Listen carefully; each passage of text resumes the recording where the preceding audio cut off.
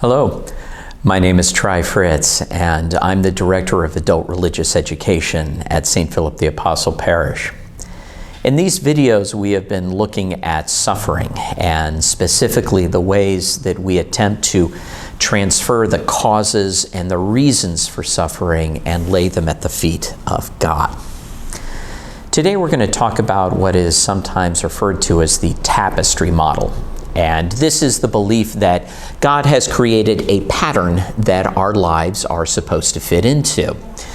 And thus, suffering is a specific predetermined part of that pattern. Now, the allusion to tapestry is that when you create a tapestry that's going to have a specific figure, like a person, you are actually going to draw out that figure on the fabric in advance of the tapestry being created. Thusly, with God, has created and drawn out our lives before we even get the chance to live them, with suffering actually being a predetermined part of our lives that is placed in that model. Now, the Church has a number of disagreements with this. Mostly in that it is first very dismissive. It removes any kind of responsibility that we have for our lives and simply moves it over to God. We hear this with people who will talk about their suffering in terms of, well, I guess it was my time. Or perhaps this is just part of God's plan. Now, as Catholics, we do believe that God has an ultimate plan for our lives. That will be addressed in a future video. However, we don't believe in this specific pattern. And most specifically, it is because it negates the free will that God has given us to make decisions that will affect our lives. But there are other issues that we find with the tapestry model. Another one of which is the fact that we have never seen the pattern that we are supposed to fit into.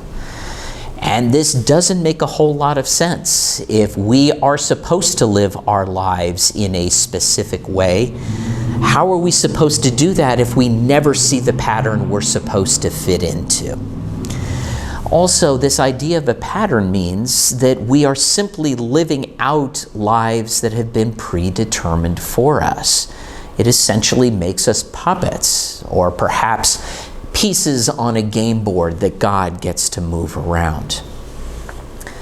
We also have an issue with the tapestry model in that everybody's tapestry is going to be different. Once again, how can we have a pattern that we fit into when we all live such different lives? Some people will suffer more than others. Some people will suffer in different ways than others. Finally, we also can find an evil nature that is within the tapestry model, because it presupposes and sometimes even requires that suffering must happen in our lives, and it happens as a result or cause of God. And this simply isn't true. God does not cause our suffering. God desires us to live in peace, in harmony. He wants us to be fruitful and multiply. The imperfect nature that we have in our world is a result of man, not of God. God created a world for us that was good and harmonious. It was Eden. But we chose to accept sin instead. And now we live and continue to choose sin in our world. The suffering we even see biblically is not the result of God. Job suffered immensely, but that was at the hands of the devil. Christ suffered immensely, but that was at the hands of man. We live in an imperfect world because of our own imperfection. It's because of our imperfection that we have imperfect bodies, that we live imperfect lives, and that we have an imperfect world. But God has given us a model to follow instead of tapestry. And that is the model that Christ gave us. When we look at his suffering, we see that he didn't pawn off his suffering on man. He did not dismiss it or give it to God. Christ took his suffering. He embraced it.